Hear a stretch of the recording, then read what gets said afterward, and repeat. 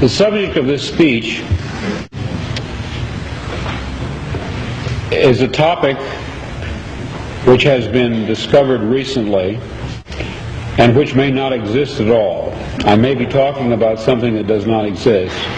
Therefore, I'm free to say everything or nothing. I, in my stories and novels, often write about counterfeit worlds, semi-real worlds, as well as deranged private worlds, inhabited often by just one person, while meantime the other characters either remain in their own worlds throughout or are somehow drawn into one of the peculiar ones. This theme occurs in the corpus of my 27 years of writing.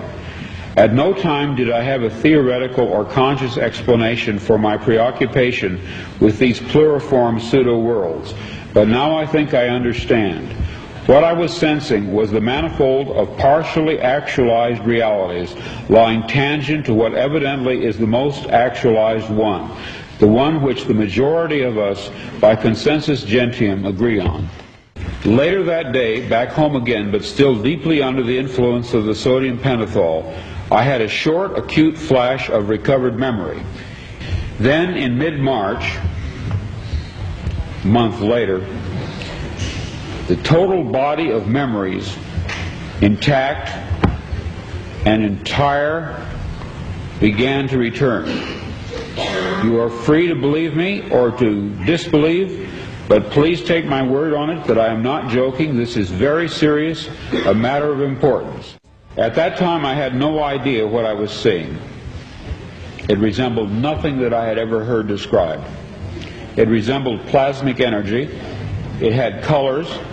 It moved fast. It collected and then dispersed. But what it was, what he was, I am not sure even now. In other words, it's a common theme in my writing that a dark-haired girl shows up at the door of the protagonist and tells him that his world is delusional, that there's something false about it. Well, this did finally happen to me. I even knew that her hair would be black. I had an actual complete sense of what she would look like and what she would say. She did appear. She was a total stranger, and she did inform me of this fact, that some of my fictional works were in a literal sense true. I wrote out these dreams in novel after novel, story after story. To name two in which this prior ugly present obtained most clearly, I cite The Man in the High Castle and my 1974 novel about the U.S. as a police state, called Flow My Tears, the Policeman Said. I'm going to be very candid with you. I wrote both novels based on fragmentary residual memories of such a horrid slave state world. People claim to remember past lives. I claim to remember a different, very different present life.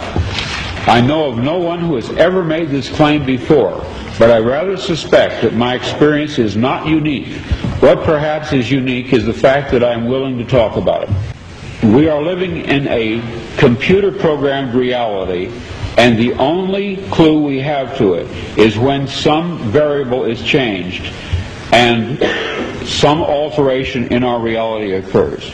We would have the overwhelming impression that we were reliving the present, déjà vu, perhaps in precisely the same way, hearing the same words, saying the same words.